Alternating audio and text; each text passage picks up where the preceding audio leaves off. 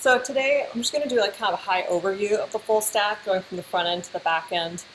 And the reason I decided to do this was one, I was at Anna's thing. She does a really cool program. She is a great mentor, and she actually does a mentorship program. So anyone that's on here and is looking for a really good mentor and a little more guidance, I really encourage you to reach out to Anna, or you can even just message us in the chat channel, and we'll make sure that we reach out to you regarding that.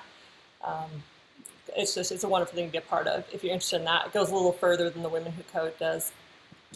That's a side note though. So I went to one of those, and it kind of came up as we were going through all the different topics and getting people kind of started on doing some full stack coding, and just the high overview of stuff can get a little, the higher overview of the full stack is a little confusing. And I remember when I was first learning, it was challenging because I could focus on just building one little piece of something, make the code work and make something display.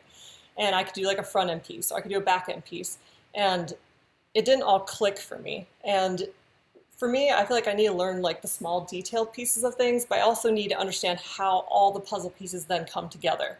So I thought it might be nice if there was something that kind of just did a broad overview of how this actually ties together. I guess that doesn't go all the way. Okay. So the kind of the main things we'll cover, there's a lot more to it, but just thought I'd let you know it's going to be static versus dynamic, why we need the full stack. We're going to talk about servers, and then we're going to do like a deep dive. I'm sure everyone on here will have some familiarity with the request response lifecycle, but I'm going to go a little deeper into that. So first, the static versus dynamic. So a static application is something, I like to compare it to just like a flyer, like a paper flyer that you would have. It's fixed, it'll display the same content. It could just be HTML and CSS. I would like to make the footnote though, that these days, because of JavaScript and third-party tools, it's really cool that you can actually have email list subscriptions, form submissions, and even full-scale CMS operations. So I'm just trying to say you can have things that a dynamic website would have on a static, but there is a use case when you would have to have dynamic. Dynamic is meant for when you do want to display different content for different users, when you want to provide user interaction, and when you need a database. So we'll get a little more in depth in that as we go. And if anybody has questions as I go, feel free just to like shout out, like you can stop me at any time. Okay, so this kind of gives you an idea of the difference between them. So you have the server, well, this is what a dynamic would be. So a dynamic is going to have the database that you would need. So the actual data that's coming, I know it may seem a little confusing because a static website is going to be showing data. The difference is the user can actually interact with the data. They can, let's say, like Facebook, you're uploading all of your images and you are connecting with friends and things like that. Well, all of that data has to be housed and saved somewhere. It's not being saved on your machine. It's going somewhere so that you can log in anywhere and still access it. And that's where the database comes in. And that's something that's within a dynamic, that is a dynamic website. And that's where you start getting into the complexity. So up here, this top part is where you're going to have more front-end stuff and database, among many other things. We're going to be getting to the back-end stuff. So that we kind of answer what this question is why do we need full stack? Well, as a developer, I may need to have a dynamic app because I need a robust backend. So let's say I have unique data. Let's say I don't want to just email list for people to subscribe to. There's third-party tools where people could sign up on my static website with their emails, and then I could send them updates with their email. But let's say I'm building a really custom app and I am collecting other unique data from them and I'm displaying it in my own cool way. There's no just plug-in tool for that. So I have to collect that data, save that data somewhere, and on the back end there's a lot of stuff you have to do with that data to make it so the computer can read it, and so then it can be pushed back out to the user to where it's user readable. And I'll get into more steps that are needed. I know I'm starting on some really basic stuff here, but as I go in, we'll get into a little more complex. I just thought I would kind of cover everything, so no matter what level you're at, hopefully this kind of helps walk you through it. So these are talking about the servers. So backing up on all that stuff is like, how does all of it happen then? And it's servers. Servers is what makes everything happen. Everything you see here is a server. The client is running on a server. The database is a server. The web is a server. Like all of these are servers. Servers are just machines that handle requests or responses. For example, the client, that's the user. They're going to be sending requests and receiving the responses. And I'll show a little bit of what I mean by that if you're a little unfamiliar. The web server is also, it's just a machine that's waiting for these requests. It's going to handle them, and it's going to do what it needs to. Now you'll see down here is where it gets there's an extra layer. Sorry, that popped up, go away. There we go. Oh, that's not what I want to do. Go back. So the web server and the application server. So a web server is what just manages requests from the client. So the user sends off the request, says, hey, I need this web page. So that reaches the web server. The web server it sees, okay, you need that. If it's just static parts, so it's just HTML or CSS, that's going to be within the web server, and it'll just send that right back to the client, and they're done.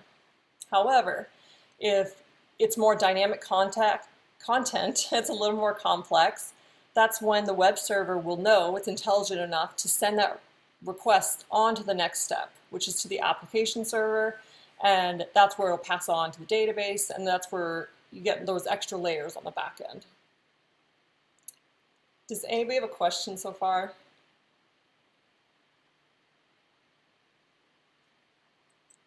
Okay.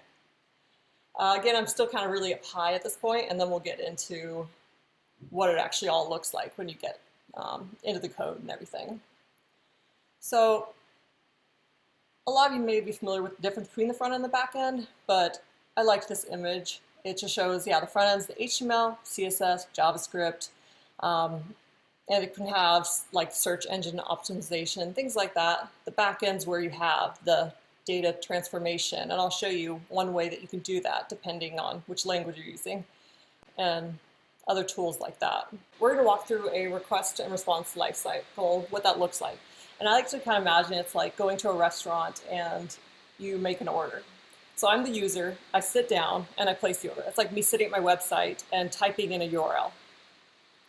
That URL is linked, it goes out and it knows how to find the actual, I can't remember the name of it right now, but the actual IP address of where the server that has the website you're looking for. And so if I make a GET request, which means I'm just trying to find a website, so I pull up facebook.com, that's me making a GET request to that website. So that's me as a user, and I just sit down at a restaurant and I place an order with the waiter. Now the front end would be like the waiter coming over, taking my order, and then going over to the kitchen. Other steps that would be on the front end would be him carrying the plate over to me, maybe him preparing the salad, just easy little things that would be simple and things I would see that are ready and in a pretty format for me. On the back end is the kitchen.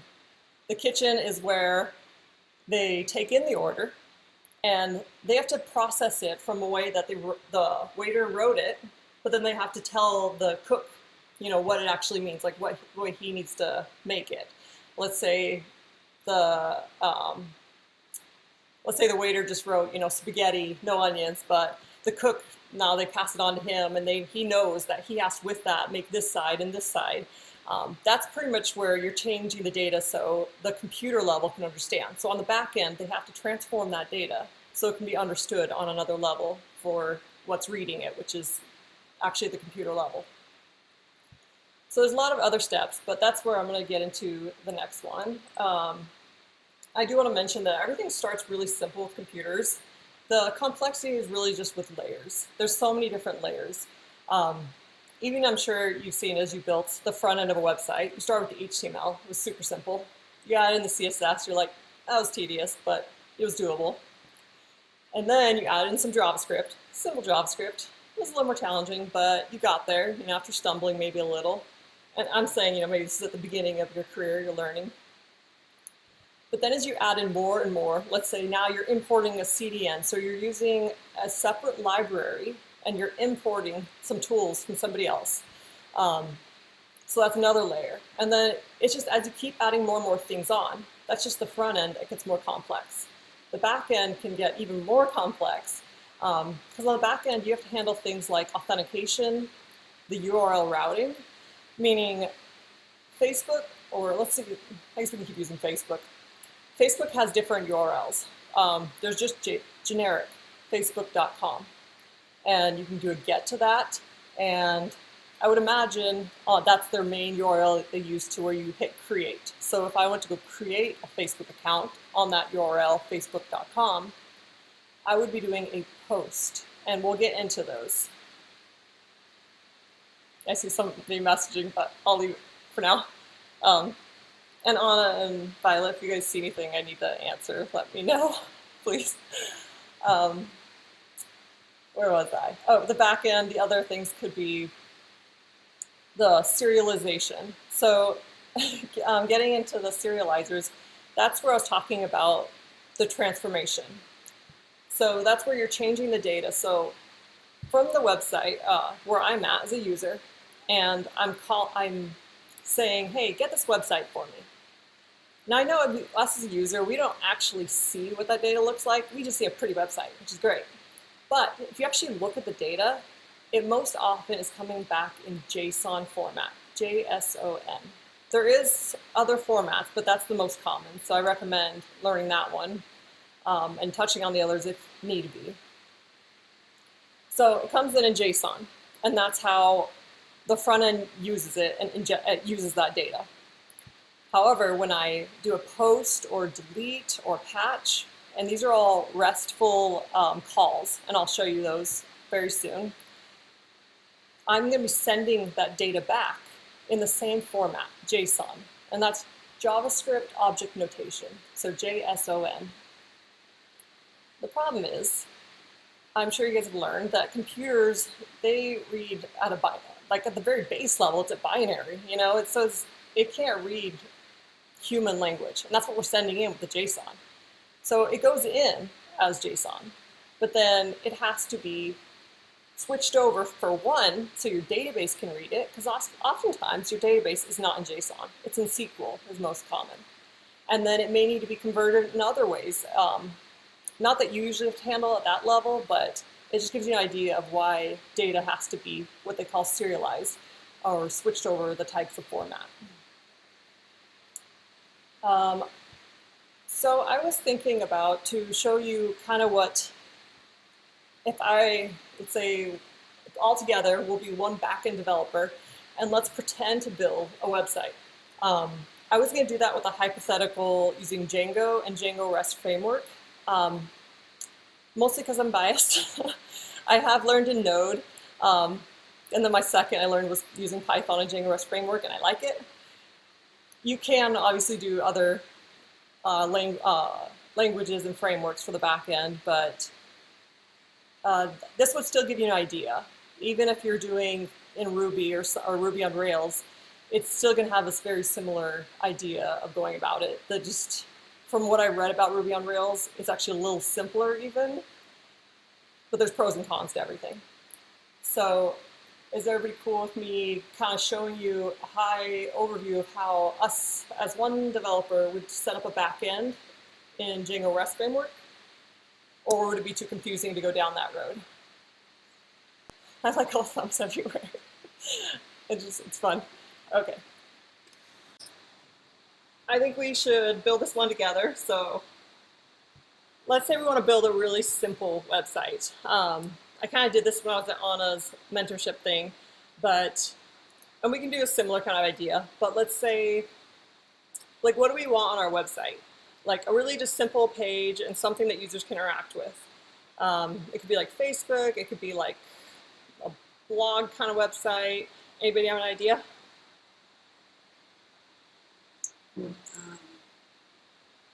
Blog? Okay. We're doing a blog. That's the only response I saw. So, since we want to make it let me think. We'll just do a single blog one, but we'll act like we have to have a whole database and everything instead of like, yeah, we'll make it nice. All right. First, I'm gonna see if you guys can see that well. If not, can you guys see that okay? Yeah, that's it, okay. Yeah. All right, so we're building the blog. All right, so on our blog website, so the first thing I like to do if I'm planning something is actually just sit down and draw it out, because I know it sounds silly, but unless like at work I'm doing like a simple little bug, or I mean, we have an awesome UX engineer. Her name's Violet. You can see her on here. Her name's Renee. You'll see her name. Anyway, she's awesome. So she makes these UX pins, so it's already drawn out for us engineers. But if I'm trying to design something, it's really hard to just start coding. Like you feel like you can, but as you get in it, you're like, oh, I didn't think of that. And then wait, what about when this interacts? And the best way is just to actually draw it out, even if it feels like it's stupid simple. So we're actually going to kind of plan out what we want it to be. So I figure it's going to have like, you know, a page. We'll just keep it up here. On the main page, I think it'll display our articles, right? So I'll say it'll have like just all our articles. We'll have like the main one up there, and then some small, all the other ones below.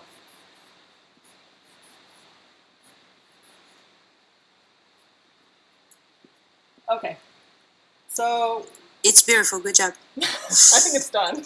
Honestly, it's perfect. So we want to be able to display all our articles. What else do we need to be able to do? Newsletter subscriber, maybe. Oh, that's true. Yeah, we want to be able to collect. So we want to collect emails. Yeah. I'll just put a little box up here. We'll pretend that's our email collector. I'll put email. Okay. Well, I'm also thinking, all right, so I want all the articles displayed. Well, I got to have a way to put them there. So I'll have my own separate page where I'm going to write my articles. So this is where we're just going to have to remember where all this is. So this will be show the articles, show all the articles. For your show articles page, maybe you could have a sort by button and have each of the blog posts have like a tag so they can sort by tags and stuff. Oh, I like that. So, yeah, up here we could have sort by, and it's going to have a little drop down. So we want to be able to show them, we'll sort them by email. We have to have a way to input our articles. I should be calling them blogs. I don't want to make it, whatever, or article blogs. So this is where I'm going to be inputting. So I'll put, I guess, input. Input, typey. Okay, so I'll put insert, my blog. Okay, so I'm able to see them all. Since my blog, I have a way to post them there. I need to be able to delete them in case they get too old or I decide that I just don't want them. So from my view, I want to be able to have a little, this is a trash can, just so you guys know. I want to be able to delete them. I think, oh, maybe edit them. I think edit might be good for one last one. And so I think the edit would probably look similar to the insert one, but it would be just the edit. Lauren's suggesting that we have comments in there. People can comment on the blog post. Yeah, we can have those too. Let's see. This might be getting a little more complicated, but we can definitely build out some of that. Let's see. If they were to comment, I guess they would select it. I don't know how that one should look. Just post them over here, comment. Okay. Does that look okay? We get the idea, right? Right. Enough for government work. Are you complicating everything? No, you're good. Okay, so that's our website. That's what we want to design. So now I'm going to start laying out the back end. And this is another thing I would kind of draw out, because I'm going to try and explain the layout of how a backend works together, mostly from a Django REST framework view or mindset. But again, this would apply to other backends. The main difference it's going to be is a relational database and a non-relational database. The difference between the two is relational databases, you have to set up specific what they call models. So it's an example of what you want each table to look like. And I'll show you exactly what I'm saying if that's really confusing. And that's good for if you really want to tie everything together and you want to be able to do really complex queries against that database. Now, non-relational, I think of it as just like a big bucket. It's kind of free-for-all. It's like you can just create data and just throw it in there, and it has its pros as well. There's benefits to each one. Non-relational is great for just getting up and going, but I would use relational for a much more complicated application that is going to grow in complexity. So that's kind of the main difference you're going to see. Since we're doing Django REST framework, that we are going to be using in our mind a SQL database, which is a relational database. Okay. Just to give you guys an idea, if you have worked with Node, which is the most common, I know a lot of people on here have done JavaScript, I'm guessing, because I see a lot of new names. If you've done Node and MongoDB, which all that backend stuff, that would be non-relational, just to give you an idea. But a lot of times people still use it kind of like a relational database. I hope that wasn't too confusing. Okay. So now I'm gonna start playing this as a developer. I'm like, all right, so I'm gonna break this down into each pieces, like what I need to be able to do now.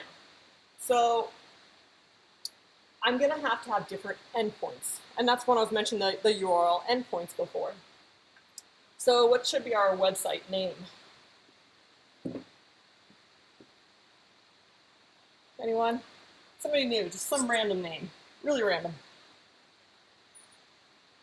Blog it. Blog Good it? cake. I heard blog it. I didn't hear about that.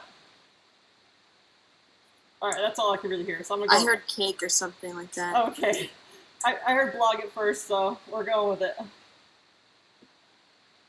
So it'd be like at www.blogit.com, but we'll just say that's my endpoint. This is the beginning of my API or my my URL, but we'll just say /blogit. I hope that's not confusing, but blogit. Now, what do I need to do blogit? Blogit is the main one that you're going to be doing a call to. And don't get it too confused and tied with the front end. Remember, these are the front end pages they're seeing. It's really hard, but it's kind of fun to go back and forth, your mind between the front end and the back end. And that's how us together as one developer are going to start thinking of as a full stack engineer here. Is you gotta be able to flip between that front end thinking and the back end thinking. So I'm like thinking front end. So honestly, on the front end, that depending how you do it, this really could be one screen, and depending on whether they're editing or they're creating, it could display differently, or it could just be two different screens. My point is though, these are two different screens. So these are two different URLs. But when I'm getting the data, each one of these things where I'm calling data in on the back end, that's a separate thing on its own. So to /blogit that I'm calling to, because I realize I just made that kind of confusing, because that could be blogit.com, sorry. This is blogit that I'm calling to for the back end data. I should not have said it that way in the beginning, sorry guys. So on the back end, I set this up as my URL, and I'll show you guys once we get to the actual code, I'll show you what I'm meaning, but I thought it'd be easier to kind of show this, and then we'll step into that. So blogit, I need to be able to get all this data. So let's say I'm planning ahead. When the user goes to this URL endpoint, this actual URL, I want them to be able to, one, they need to be able to get all of my articles, blogs. So that is a GET request. And real quick, I'm going to touch on the different calls, they're RESTful calls you can do. RESTful is the most common way, and took notes also to explain. It's standards between computer systems on the web, making it easier for systems to communicate with each other. So really it's just standards that somebody set. There is other ways besides RESTful, but RESTful is like the common practice that it's just the best one I would recommend learning. So the main calls you can do with it, I'm going to write them over here. A get, a post, which is actually create, a patch, which is an edit, delete. Don't think I'm forgetting anything. Get post, put back. Yeah, we're good. Okay. There's some other little ones, but they're not. Those are the main ones. I feel like I'm forgetting something. Okay, so the main thing is like first I want to be able to get all my articles. So we'll have a URL endpoint for the backend to call to get to blog it. And we're going to hook everything up so that when I do a get from my front end calling to my back end, it's going to get all those articles. And then the front end is going to take care of displaying it the way we want and doing all the JavaScript and the fun stuff. But the back end just has to provide that data. So we need that get. And for simplicity, I'm probably going to skip the email and the comment just for right now. We could jump into that later. And the sort by, because that'll just add extra layers, but it's the same concepts. So we want to get them all. Now we want to input, so that's creating one. That was the post. So post. Now post could be the exact same URL we were using.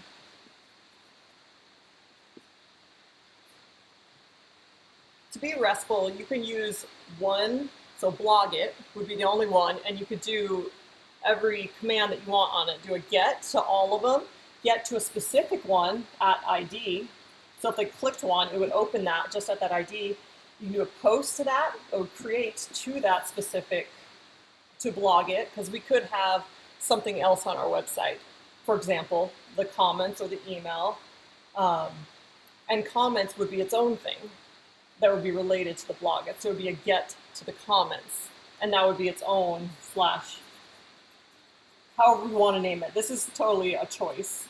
So get to the comments would get the comments for that blog. Or get to a specific comment, you would have that ID for that one. We'll skip that for now. So we can get all of them, or we can get to a specific one. We can add an ID in. Are you talking to me, Anna, or Saul? You're saying something about? Oh no. No. I'll address you auditorially if I need to get a hold of you, because I know how it goes. Yeah. Okay, cool. Yeah. Okay, and then we can post to blog it, and then we were talking about wanting to be able to edit them. Okay, so that's a patch. So same thing, it'll be blog it, we'll be able to do a patch to it, we'll be able to do a delete to it. So we want to delete one. And the delete one, when we call the delete on it, it'll be blog it, and we'll have to have that unique identifier, which is the ID, for whatever specific blog we're trying to delete. So that's my first plan, is I'm like, okay, so looking at this, if I'm developing this, I'm like, I don't need the email, sort by, or the comment yet. I'm like, I'm gonna start with the basics. And the basics, I'm like, I only need really one to do like all these commands on. I'm like, all right, we're good to go there. Now, we're gonna actually start showing how it kind of goes through from the call from the front end through to the back end, that life cycle. And I'll kind of walk us through that. So let's pretend we're the user again. And let's pretend this website's all done.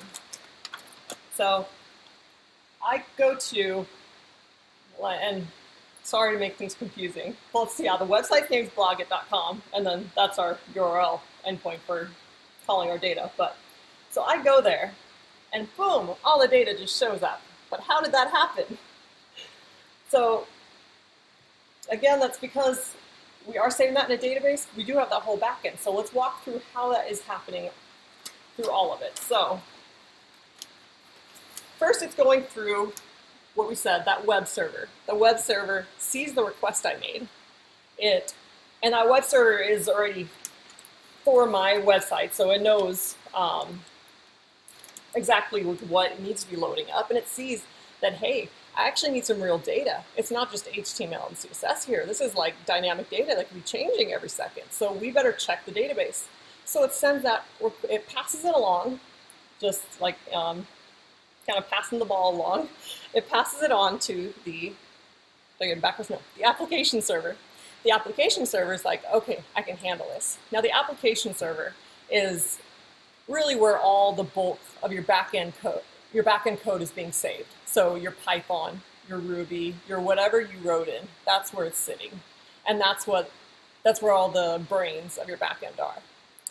And from there, they handle reaching out to the database and saying like, hey, we need to grab this data from you. And then they process that, and then they pass it right on back up to the front. So it's just like a nice ebb and flow. I just think of like a tidal wave. It just goes back and forth. It's just... So I made the request. So we're going to kind of go through the back end, because I think everybody kind of has a general idea of how the front end's doing it. And right now, we're not going to get into the DOM and how it's all compiling things. We're just going to, let's go over the layers of the back end. So at least from a Django REST framework, let's see how I did this last time. Let's first say, try to think of the easiest way to show it. If I should just jump on there, or... Okay, there's a few main tools in Django REST framework. And Django REST framework's really nice because you can just set up simple, basic things, and it has, what's it called? The Django, Anna, can you help me remember this one? The object relational mapper, is that what it's called? Oh, the object ORM. representational model. Thank you. That, I just missed the ORM. Yeah. It kind of handles a lot of this. So you're not actually, the back end would be a lot more complex if I actually had to build it from scratch and make sure the data was consumable and all of these things. So let's say they made the request, and that comes to the back end. It's requesting we'll just start with the get to blog it. Yeah. Hope that's not too small. It just says the get to blog it. So the steps it kind of flows through, and it may help if you do a little background with Django REST, but if you don't, it's all right. So first it gets that first initial thing, and what it does is it's going to go to your actual URLs that are on the back end. And you may have a whole list of them, so you actually have a file that's going to have different ones just like this. And it's going to look for blogging. And of course, we're building it out. So our URLs .py, which of course is in Python, that's why it's .py, is going to have a blogit URL. And I'll show you guys what it actually looks like in the file, because there's a lot more stuff written in here. But within that same line with the URL, it's saying, hey, when you see that, I want you to go to this. They call them view sets. Now, a view set is just saying, with this data, I want you to display it this way. So not necessarily exactly where the front end is going to look. It's just the way it's going to make the data look for the front end to consume. Like I said, there's just different layers as it goes up. So I want you to go, let's call it the blog view set. I put view sets, but all right, sure. It's view sets now. Forevermore. Okay, so it's going to say, go to blog view sets. So I'm going to put in square our different main files. So we got urls.py. Now we want to go to blog view sets. So I click that and open that up. I guess now we're pretending to be another engineer coming and checking out the code. So now open up blog view sets. Now, view sets can be as simple or as complex as you want them. That's a great thing about DRF, the Django REST framework, is that it has a lot of built-in stuff, so I could just almost put nothing in there, and as long as you use the right, try to use words that make sense, but as long as you set it up properly, and they have great documentation, as long as you set it up well, you almost don't have to give it any more code or commands. The problem is when you want to make... What does DRF stand for? I'm sorry, can you say that? What does DRF stand for? Yeah. Does that Django REST frameworks? Yeah, exactly. Okay. Yeah. But let's say if you want to make it more complex, that's when you add more code in. And it really doesn't get too complex. I don't like a lot of jokes I see about front end and back end. They make the front end just seem like, so hard and complex and messy, and the front end is just easy, HTML, JavaScript. Working both sides, I love them both. I could never do just one or the other because I would get bored. I love it. But JavaScript and using frameworks on the front end can get just as complex in their own way. Sorry, that was a little side note. Anyway, so you got the you got the view set. So I'll show you what one actually looks like soon. But my view set, I'm going to say, all right, when you guys call this URL, this is what I want you to actually be able to do on it. So every time you have those endpoints, it's not necessarily going to be able to always do a get, a post, a patch, a delete. It's not necessarily just have all of that. I'll have to set my view set up in that way and say, hey, you have that ability or you don't. So we'll set ours up in a way. I won't draw all that out because like I'll just show you. But we're going to have a view set, and I'm telling it can do the get, and if I need to, within here is where I can also do check like for authorizations. So a certain person making a get on it, like do I want to make sure people have to be logged in to be on my website? And then I would check like permissions, like is that user logged in? Are they allowed to get a specific one? You know, like there's different things you can do. And that's where I would put that is in this view set. So I'm going to make sure it can do a get, it can do a post, it can do the delete, all the things we wanted before. One more, within these, I define my specific serializers. I know there's a lot of words, but trust me, they come second nature to you. And serializing is where I'm changing that data from the JSON, the JavaScript object notation, the stuff that the front end likes, to this, and then I'm serializing it to the stuff the backend likes, which is going to be SQL, because I'm going to be using PostgreSQL. It's the first thing that comes to mind, of course, which is a SQL database. So I need to switch that up. Fortunately, it's another thing that DRF, Django REST Framework, does well. It doesn't take much work to do the serializers, but you can add more logic into the serializers too. So within here, for my post, my patch, and my delete, all of those I could define under a write serializer, and that's only if I'm needing to split these up, because I have special stuff I want to do when they're editing in some way compared to just getting them. So I'll just use that as like just a plain serializer. And these will have custom names too. I probably should have left room. This will just be blog serializer, and this one will be blog write serializer. I am sorry, that is probably so hard to read and messy. I can kind of get where I'm going. So, and that's going to take us to the next file.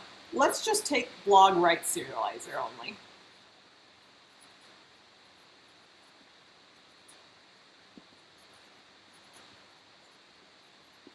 Serializer.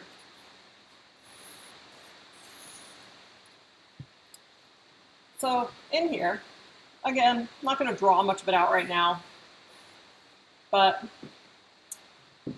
that's where I'll have to add in more logic that handles that serializing. So we'll get to the base part, which is the models, and I'll explain that in a moment.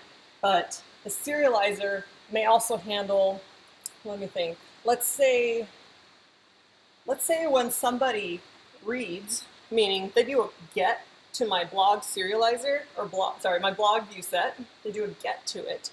Maybe I want it to be read only, and I want it to display This is probably the best analogy of an article, but I want to display in a certain format. However, if I'm writing to it, maybe I need to have some other special format. This works better with numbers, honestly, trying to explain like different things you'd want to do. But there is use cases where sometimes you need to serialize the data, so change the data in a different way when you're writing to it than when you're reading from it. But this is more of a high overview lesson, so we won't get into that too much. So we just got more stuff here. The serializer is a way to shape your JSON blob the way that you want it. Instead of just like always having it the same, you could change it up and make it look better for how you're gonna ingest it into the database, things like that. Yeah, thank you. Yeah. All right, cool. So now, ViewSet and Serializer, where are they actually getting this data from? When they're pushing it, when they're editing it, like deleting, or they're writing to it, or when they're calling it. That's where these models and the your actual database comes in. So I know I'm bouncing back and forth, but now let's say, like reverse, and pretend we were first designing it, and I want to do this together. Let's actually lay out what a model looks like, and I'll explain what that is. So again, we're just gonna do the blog it, we're gonna do a get to that. So, but what does a actual blog itself look like? Like one blog, we gotta pretend what that looks like. So the reason you have models, now models you need for a relational database. You have to specifically say, you know, it's gonna have, you specifically say the fields, like a name, it needs an ID, it's gonna have a description field, a rating, I don't know. It's gonna have fields on it. And then you could also say like the exact length it's gonna be. Like let's say the name is max 20 characters, things like that. So that's where the model is. And the reason you have to do that is because when you're pushing data into a database or anywhere, it's not just a free-for-all. It's not just unlimited space and you can just push stuff in, it just saves and everything's okay. We actually have to tell the database like how much space we need, and we need to tell it what it's going to look like. And so what we're doing for the relational database is we're actually saying, these are what I need a table to look like for an article. So let me just show you real quick. So let's make blog. Sorry, I keep going back and forth. Blog. So this is with, now we're going to jump over to our models.py. So we're making our models, what they specifically look like. And here's the .py file, I believe. So what do we want our actual blogs to be like? I'm sure we want a name field. I'll let you guys jump in. What else do we want on it? I'll just leave this. Tags, a tag field. All right, if we want to filter on it. The tags would get a little more complicated because I'll just touch on it real quick, but the tags field, we would probably have a separate model for tags because you could have a awesome tag, like that's the name of it, is awesome. And awesome could be on like 5 different blogs. Like these 5 blogs are awesome, but only these 2 are cool. So the tag wouldn't necessarily be just a tag field. It's actually a relation to another model because it has to have that, we call it a foreign key. So that's where we're getting a little more advanced, I would say intermediate, but I'm sure a lot of people here are already at that level. But I hope it's okay, Chrissy. I'm going to skip the tags right now. That's totally fine. Okay. I think when you say blog, are you really meaning like the posts? Because the blog is the whole website, but it's comprised of many different posts, like blog posts, like or blog articles, or things that people wrote on the blog, right? Or do you mean something different when you write blog? I don't know if I got all that. Are you asking about this blog part right here? Is that what you're talking about?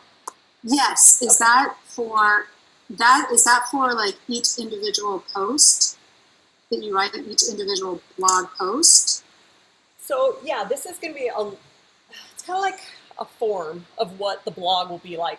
right now when I create it, there's not going to be, I'm not writing any data in right now. I'm just kind of saying this is what, Okay.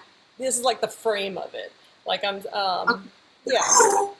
So, and then when they do a get to all of them, it's just going to call all the blogs that are in the table. So I'll jump down and kind of explain that real fast. So in the actual database, so this is like we're actually jumping into the database itself. This is not within our Django or Django's framework. It's not within our actual files of code that we made. We've connected it to a database to save everything we made when it's injecting all that data in. So our database. Okay. So I guess a better way to explain it is for each column, that's the field we're choosing right now. So the name. And then there's going to be rows for each data that's entered. So the first one. Right now, we're not entering that first one or second one. That's later when they actually, we or the user, or however it's going to be interacted with, makes that post and creates one of those. So right now we're choosing what are these columns named? Like what does, this is our database, I should say specifically just for a blog, not for the comments or anything else. That would be its own table.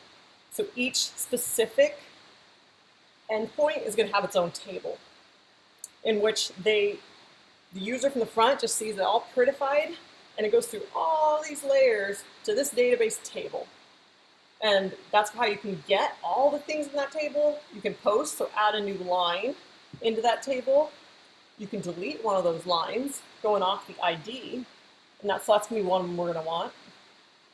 You can patch one of them by calling that ID and edit that one. Get those all the ones. Okay, so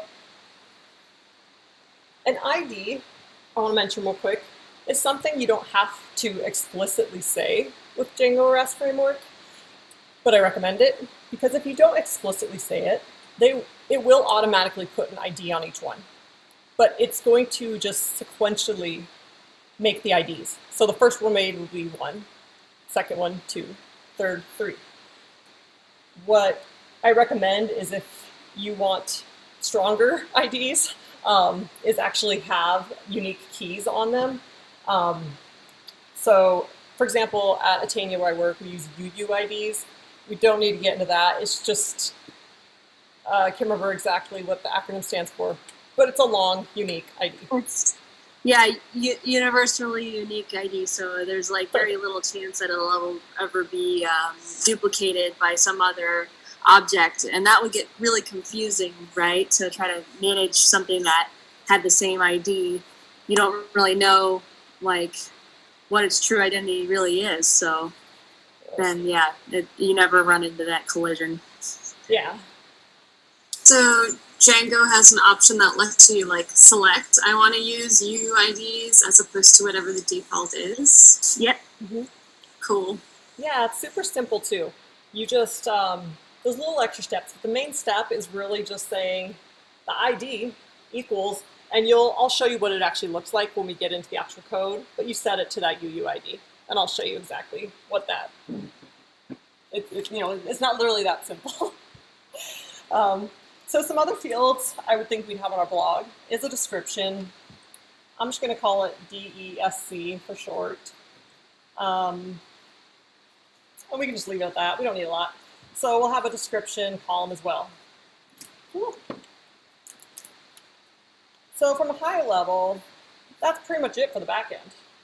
I mean, you can add things in by dealing with those authorizations, permissions. Oh, there's a lot more things. We could get into a lot of stuff. But that gives you the main idea of what's happening. It comes in, you made a request, it checks if that URL exists. If it does, it sends it off to that view set. A view set tries to handle it, and if it can handle it, it serializes that data, and then it grabs that data.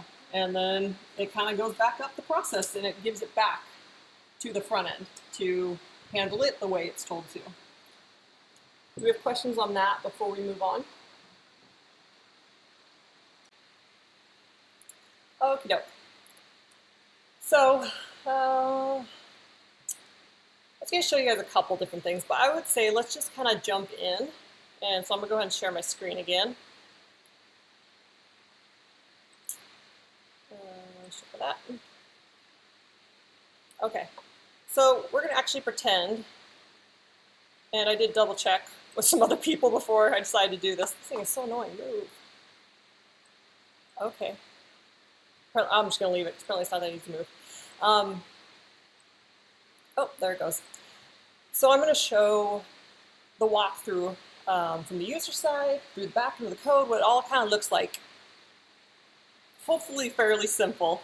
And even as an engineer, what I would have looked at, like even when I was first starting at Atania, like how I navigated through this whole full stack thing.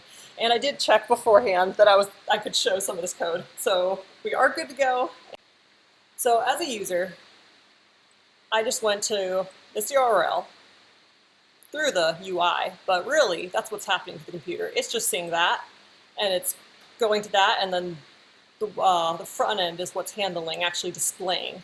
And all the data is filled in depending on what the back end is passing to the front end, if that makes sense. So let's actually start walking through the code now. So first thing I'm going to do, because it's my fault. Oh, it did load. Never mind. Yeah, we're going to use my local. Sorry, guys. I'm not trying to be confusing. Okay, we're going to use this project. All right, so try to think best way to go through this without being. I'm going to, let's start on the front end.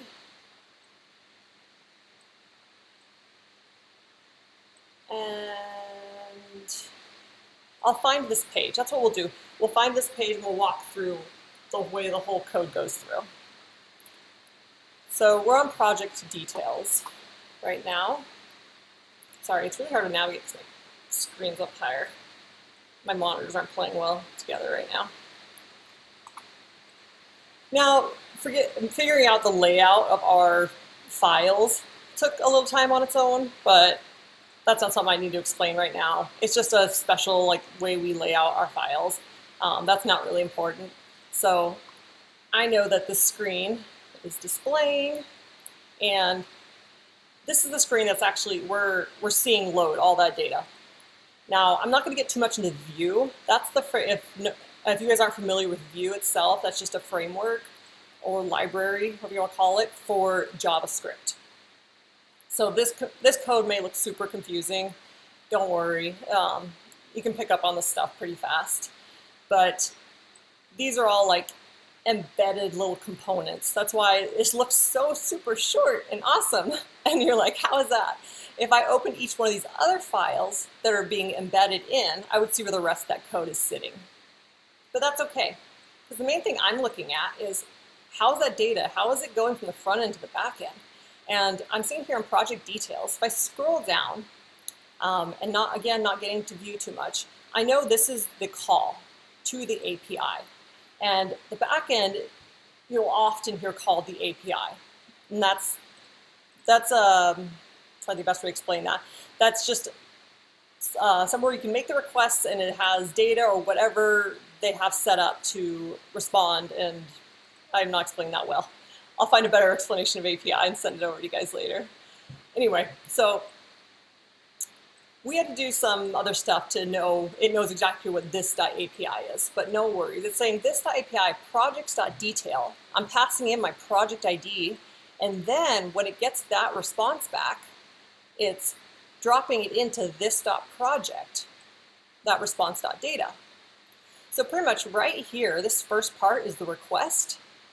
And once that request comes back, it's taking that response and it's loading it and putting it into the local state on the screen.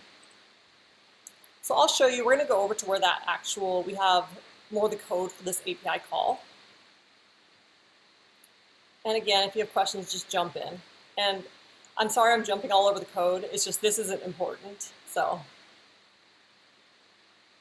Okay. So I went to projects. So this is, you can see up here, API projects.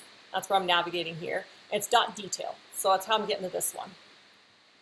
And it says to return the Atania API client. That's where we set that up separately. Again, don't worry about that. And we're saying, I want you to do a get to this. That's the main piece we're looking for right now. And like I said before, it's passing that ID in. It's really cool that I can just plug this ID in right there. It's a method I'm calling function, and it's taking this in as a parameter, and it's using that argument right there. So this is where it leaves the front end, it flies off, and it can hit the back end. So now we're going to move over to the back end. Get my screen minimized down a little, it's kind of big.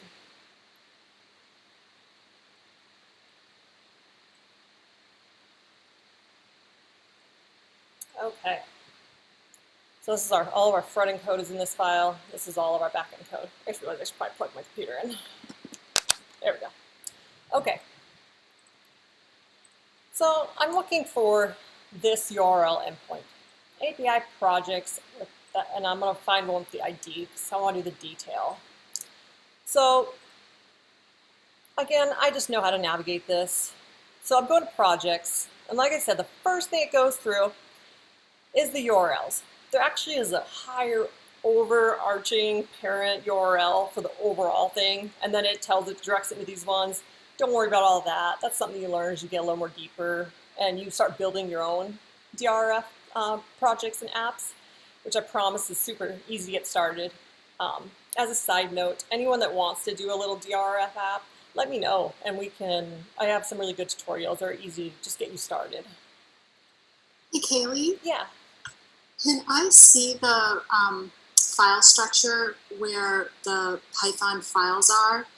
If you go back to the file navigation, because I see all those Python files, but are they part of serializers, like the serializers folder?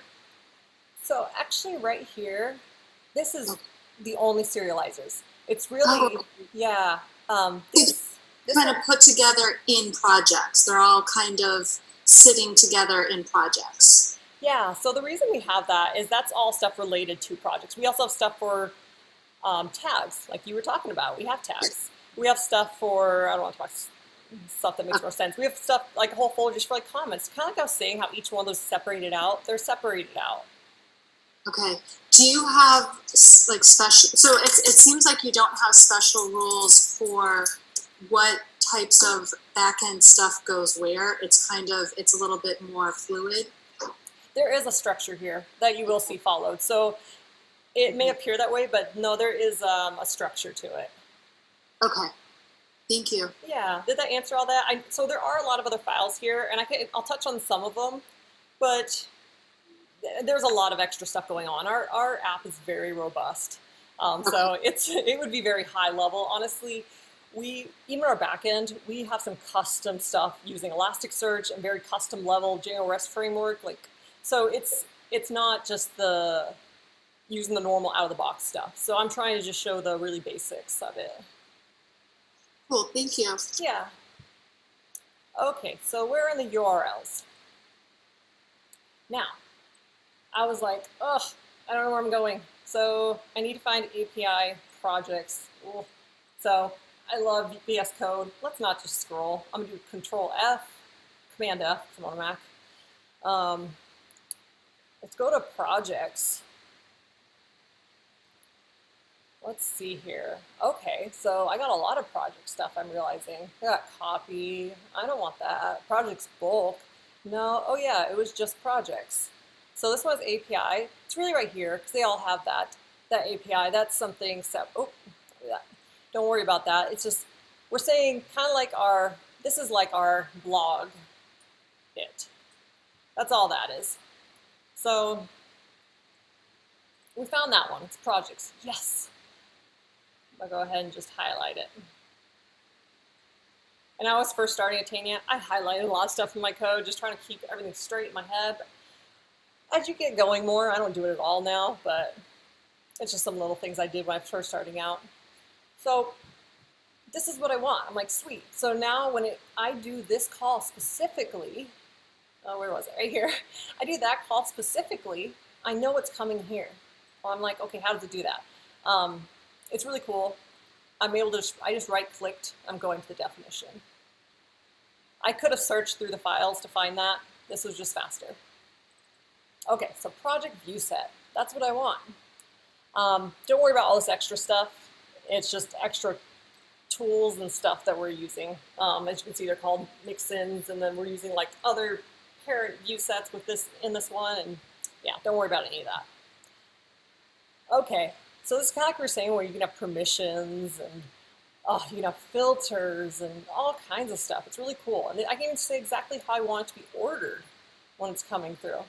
So the view set is just saying what actual data is this call going to pass when it gets called. So I'm going to close some of these. And these are things you'll learn as you just kind of start to learn the DRF and any other backends. So I'll minimize these because there's a lot. So we'll just go through each one. Wow, there's so many. There's so many in this one. It's kind of cool working with a bunch of engineers is you can do a lot of code on the back end or front end, and then you come back like a week later and a lot has changed. It's just, it's always changing. Anyway, so I'm going from experience, but you will learn, and you could, this is something you'll learn fast, is like you know what these different ones are for. I know create. So that's when I'm doing a call to this endpoint, and they're doing a post. The post is going to come through here, and it's going to look for that create method, and it's going to do exactly what I need. So here it's checking the permission. If they didn't have permission, it's going to deny them. And if they do, it's going to keep moving forward, and it's going to just create it for me. It's really that simple. It's pretty awesome. So that's not what I'm looking for. Let's see. So I wanted to retrieve it. Maybe that one's it. And that's it. That's awesome. So I wanted to retrieve it. So it's going to get the object. Again, don't worry about all these different details. You could honestly do it even simpler or even more complex. So let's not worry about all this too much. The point is, this view set is telling it to retrieve that specific item based on the ID.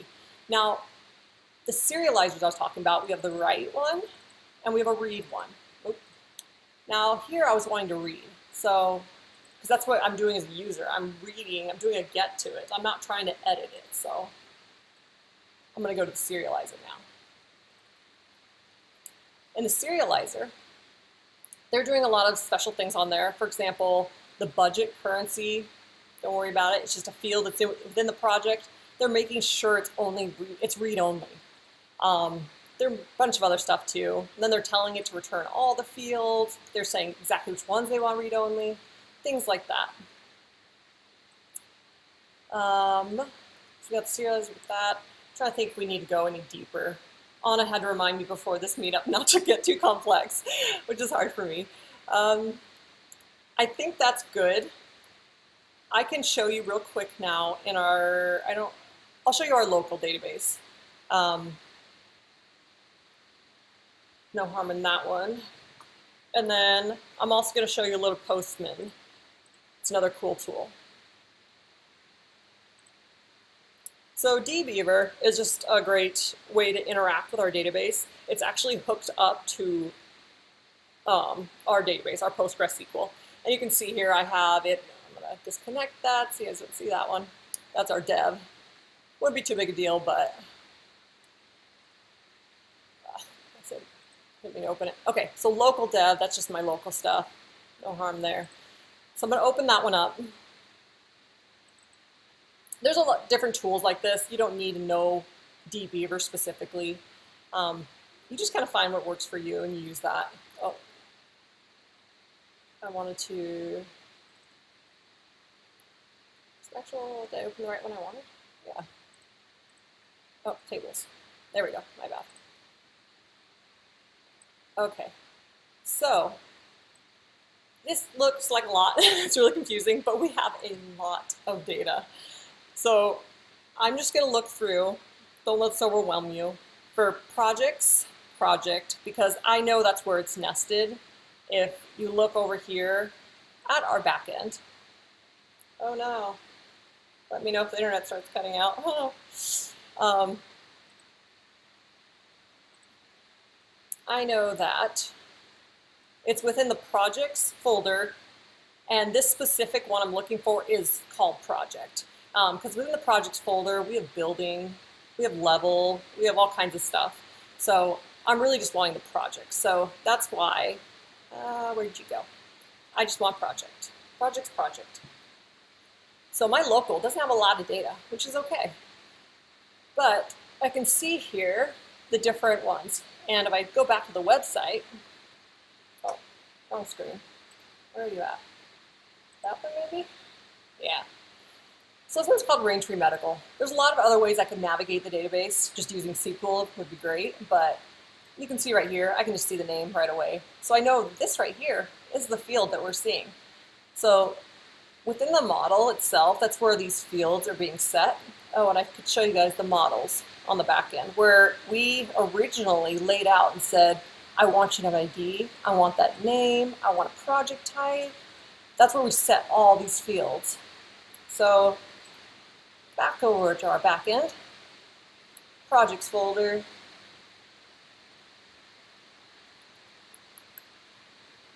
Why am I not seeing models? I feel like it's probably right in front of my face. Let me know if you guys see it. What the heck? Migration is. It's not in there. It's below. It has an M on the right. It was yellow. That's why I'm like, I know it's here. Like 1,000%. I know it's here. Like, this is ridiculous. Thank you. All right, so the blue barks is because that's stuff I've actually been working on today. Yeah, let's see. Okay, so we have an actual, this is our model itself. And these are the fields that I was talking about. Now, there's a lot going on here. Again, our app's really complex, so I want to show you ours specifically. I could have showed you some other stuff that I had built, but it wasn't robust enough. I wanted to show you this one because I thought it gave you a better idea of what a real big app would look like. So this, for example, is the ID, and that's how you set the UUID. And then we got the name. We're saying that's the max length. So the model is actually pretty simple. I'm just going to say exactly what fields do I want. I want a tax ID. That's about it. Let me go over a foreign key though with you, like one of those we were talking about, having a relation. So, if I can spell, foreign key. I think I just saw one I actually would like more. Okay, this is a great one. So this is a separate model we have, building. Now, if I was on the website, I can do a call to all the buildings. I can get one building. So same thing as project, but we have all the data for building as well. So for foreign key to project, the thing is, one project is going to have, it could have a lot of buildings. It could have, who knows, as many as they want. Or it could have just one. So we had to have, for each building, it needs to be linked to some type of project. Let's say we have awesome project, and there's a building called office. That's a weird building, but whatever. So we need to associate what project is building within. So it would be called project within the building. And that's when you're making this, it's a foreign key to project, and there's a little more stuff going on, but that gives you an idea of how they have that relation. There's other types of relational keys. I won't go into those right now. I realize I'm starting to do that, getting a little too deep thing. Okay, let's close that. You saw what the data looks like. Cool. Last thing I was going to show real quick, as a backend developer, because a lot of times when you're building stuff, you have to start building it on the back end before the front end's ready, because that's just the way it's done. So there is no front end to interact with. So I'm like, on the back end, I'm building out, let's say you're adding a new model for, let's just say building didn't exist yet. There's nothing in there for building, so I'm adding that in. And then I'm adding in the view set and the serializer, all that stuff. Well, how do I test it? If it's not on the front end yet, you don't want to just build, you got to start with all that. It's kind of like building a building. You know, you got to start with the foundation. You got to do the groundwork, and then you can do all the pretty stuff on top. So a great way to test it is Postman. There is other ones. I actually recently came across Postwoman. I haven't tried it, but it might be really cool. I don't know. So Postman's great. These folders you see here is stuff that I've built out. I started with a small sample from Anna, and then I just kind of built out, added onto these. Let's log in first. We're on local. We know our server is running locally. It's logged in. Let's not do that. So let's do exactly what we did on the front end. Well, I guess we did say we were building buildings. Let's do buildings. So this is a get. As you can see here, there's actually a lot. Some of these I've never used. I probably never will use. But there are a lot of different RESTful commands you can do. But the most common are get, post, patch, delete. Put, I think put's a lot like post, not patch. I don't use put much. I don't know if it has a lot of support or not. I recommend doing more reading on that on your own. It's not something I use. But let's go back to the main ones. So doing a get. Get to buildings. So I'm saying I want you to get all of them. Sweet, so it worked. One way I know it worked is I got a 200. Now responses are something you will learn as you work through. You need to know these for the front end and the back end, no matter what side you work on. Even on the front end, sorry, I'm dragging on a little, guys. I just like to go into everything. Okay, apparently I can't use that command on this keyboard. I will get it another way. I use my developer tools all the time. So I do recommend, if you don't understand using the console, just using the elements or the network or using a debugger, any of that stuff, do like a little course or something on that, or watch some YouTube videos, because once you get a job, you'll be using it all the time, again, if you're front end or back end. So when I'm doing a get to this one, this is, as you'll see, because this is projects, and right here, that's that UUID. Like we said, it's long, unique ID, it's really long. And it's the details endpoint. So I'm gonna go ahead and refresh, and you'll see all the different calls that are actually being made to make this page happen. A lot of stuff happens. But I'm gonna show you something real quick once it's finished loading. Bailey? Yeah. I have a question about Postman. Is it connected to your database? Is there your back end server running in the background so that it can get you that JSON data that you saw? Yeah, that's a good question. So it's not actually connected to the database. What needs to happen is your server has to be running. So okay. Yeah, well, I want to explain real quick just so you understand. For example, if I was, and I have all these set up, that's why I'm not showing everything, but like if I was going to dev, and that's not the best way to explain that. So it's not my local, like just stuff I have running right here. It's actually calling to something we have hosted on a different server. That I can call anytime because that's always running 24/7. Now locally, the only way that that's working, and that is a great question, I should have showed you guys this, is because, whoop, I'm going over to the other monitor. Ignore that. I like my logs running when I'm coding. Okay, is I started it up. If you guys have started up front end or back end, your own local server, when you've been making something, this looks familiar to you. So yes, I don't want to kill it right now. I could Control C, and then all I did was R command just to start up the server locally. So my machine is my server right now while I'm testing. Thank you. Yeah. Okay, so, and I do want to point out, this URL, this website we're using, it is my local as well. So both of them, I'm just running my local. Anywho's, so all these different commands. I know this is the one I want. You don't need to go through all of it, but this is the one I wanted. And you can see it was a get call. I was like, perfect, yeah, that's what I wanted. And I got a status. That's another thing you will see a lot and you will need to learn is status codes. There's a handful of common ones you'll see all the time, 200, which is good.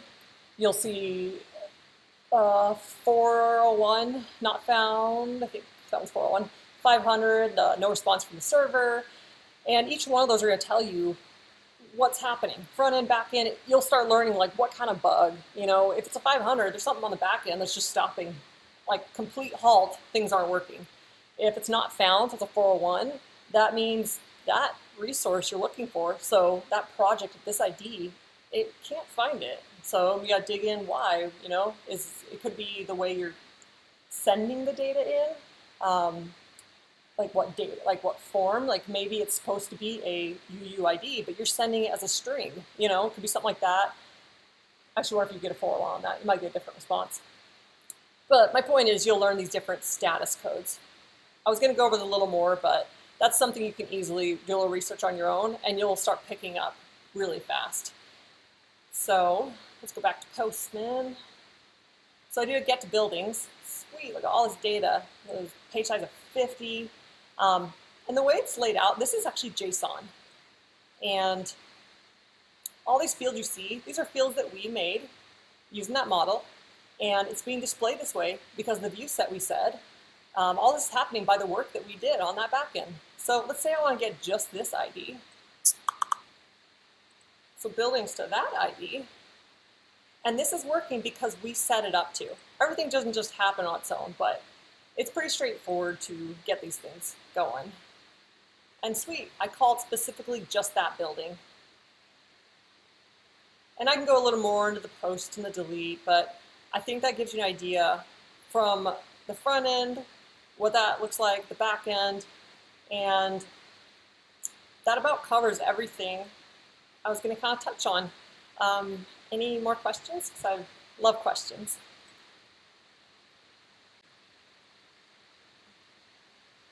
So Hi, can you hear me?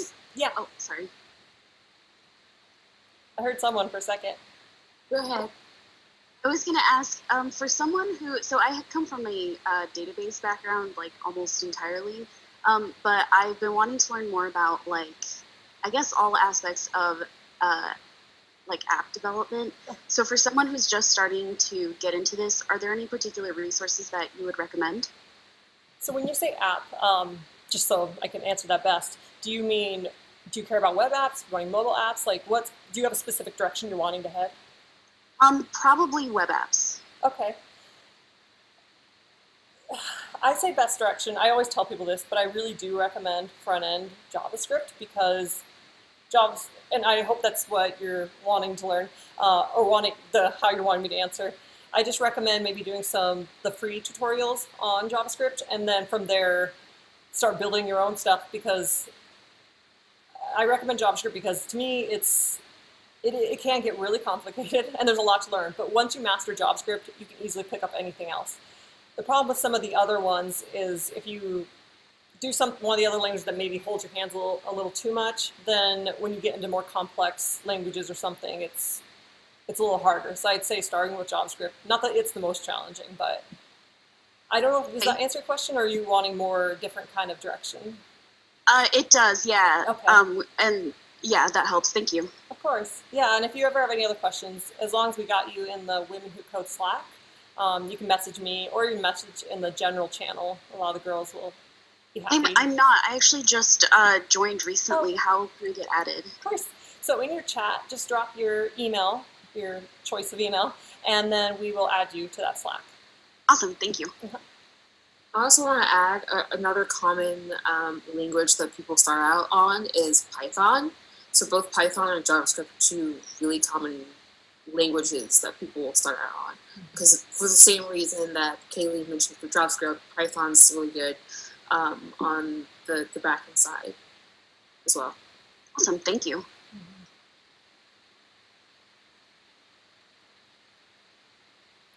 Yes, Heather, I saw you. Did you drop in your, and Caitlin, yeah. So we do have a Phoenix Women Who Code that we started. So yeah, if you just drop your email in there, we'll add you to the one that we use here in Phoenix. You see my blind? I'm surprised you can see her. I feel like she's just so dark, I just see eyes. Yeah, that's a little pissed right now. She's actually super sweet though. She's never pissed. Hi, I would be willing to volunteer to put together a Google survey or Google form so that like people can say like, hey, I want to learn this about the front end, or I want to learn this about the back end, just so that so for people who want to present, there's like a list of ideas, and we can kind of go with what most people want to learn and what most people would want to present about. Yeah, I love that. Thank you, Christy. That would be amazing. I would love that. Sure, I'll try to get to it like this weekend. Yeah, no rush. That'd be great. And I will throw it out there that anyone who wants to do a lesson on anything, you're more than welcome to. I think the best way to learn is to present, because to me that really it makes you, it helps you remember those things when you have to actually explain it to somebody else. And it doesn't matter what level you're at, even if you're just going to do intro to JavaScript and you're going to talk about different data types, that's fine. Like any level is awesome. So let me know if you possibly want to do a full one. If not, we are having a meetup come in a few weeks, I think. You can check meetup.com for Women Who Code. We're having a meetup come up where we're doing called lightning talks. So whoever signs up on there can do just a 15-20 minute talk on whatever. They can do a code along, they can just talk about what they learned recently, they can show something they worked on. It can be whatever you want. I really do recommend it because, like I said, first it'll help you retain what you learned, but it's also just good to, practice talking about code. I think that's one thing I thought was challenging in the beginning was I was coding, but then people would ask me questions, like just my sister, or I was getting ready for an interview and I was like, the first time I tried talking out loud about it, I just couldn't. I was like, I don't know, it just does stuff. Like, so like learning to talk about it is a huge skill, and it'll definitely help you with interviews and just general career. There's a question about Flatiron, the software engineering bootcamp, and if you would recommend that. So it's hard for me to say because I haven't been there, but I will say when I was first venturing down this career path, I did a lot of research into all the available boot camps at the time, and I had a whole spreadsheet and everything. And I mean, it was like really intense.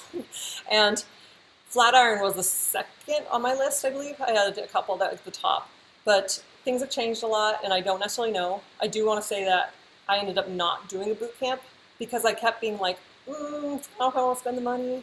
So I just kept teaching myself until I started just, which is hard. I mean, I think you need to gauge your personality if like you feel you can do it on your own. It nearly broke me. It was so hard because you get lost down rabbit holes, or if you need like a boot camp.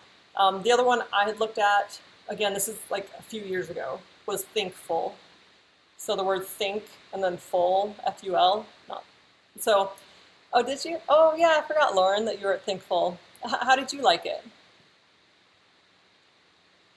It was pretty good. I did the engineering flex. That's like the part-time sort of like you have a mentor, but you're mostly learning on your own. Okay. And I learned a lot. There's definitely like a learning curve, just getting used to the way that they teach. But like I feel confident in the skills that I learned, which is sort of the end result that you want. Yeah, they have like more intensive versions where you actually like work with other people and like meet at the same time, 5 days a week. But that was a little too much for me. It was a little too intense. So yeah, it was overall really good. Yeah, would recommend. Cool, thank you. Did anyone else do a boot camp, possibly? I used a lot of different resources. One of the ones that it's like easy, well, it's not easy, but it's free, is Free Code Camp. And I did that, I started it like 4 years ago, and they've added more information. And like they have like a Python data skill set now that they didn't used to have. And so they've really expanded it a lot, and they have a ton of blogs and articles on Medium to kind of go with it. But it can kind of drop you off and just like leave you hanging once it stops the holding hands phase. Like for like CSS and HTML, there's a point where it's like it's holding your hand and all of a sudden it lets you go and you're like searching through the documentation and doing Google searches on your own, which can be a little bit tough. And the other thing that I did that I enjoyed was Code Academy Pro had like a special, like a discount for 20% off. So I did that for a year, and it also holds your hand and lets you go through code, and you can like build things and see a lot of stuff. But I learned more after the fact when I tried to build things on my own. But it was a good first step. It was basically, for me, my experience with it was like a scaffold. It kind of gave me a boost, a step in between just not knowing anything and then doing something on my own. So I like that.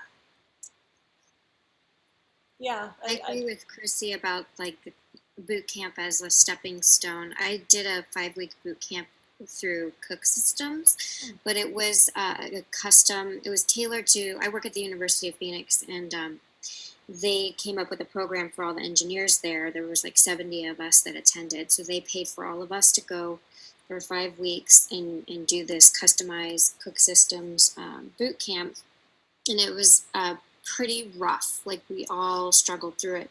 And I think part of it was because they threw in so many different languages. So we started off with Java, and then we went to JavaScript.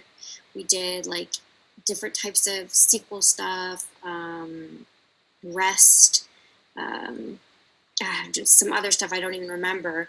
And so it was so much in that little time that really all I felt like it was is just a good overview / introduction to all these different pieces, and then from there I can go and explore what I want.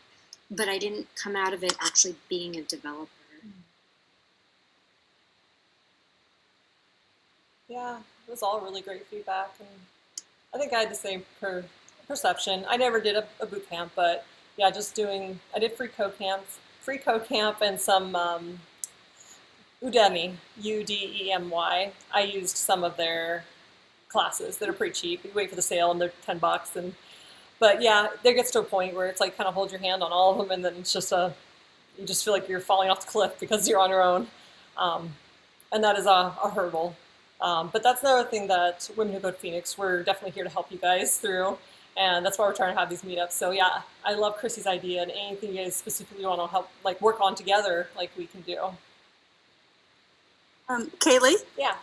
I've been watching, I like the Travesty Media on YouTube. It's free, and he's got a whole series of crash courses that are like an hour long of all of the different, I guess, programs. But I've found that, I'm a beginner, and I've found that that's been a really good overview to kind of get a general idea of what are each of these different programming languages, what are they all about? How do they fit with each other? And then he's also got more advanced ones, and then he's also got more complicated ones on Udemy.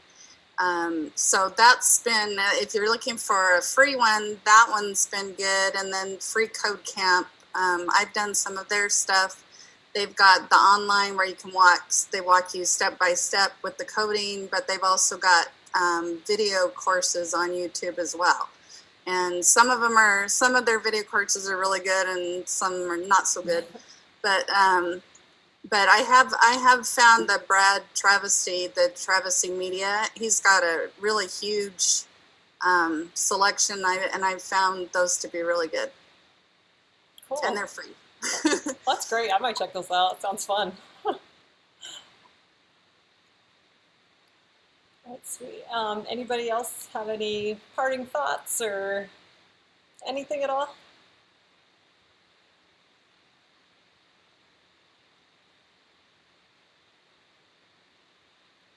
Okay, so we're going to go ahead and wrap things up, and just watch Meetup for future ones, and we'll get you guys joined into the Slack and feel free to communicate in there as much as you'd like. We love talking, so it was really great seeing everybody new here and seeing the people that I do know already. So I hope you guys have a great night, and we'll see you next time.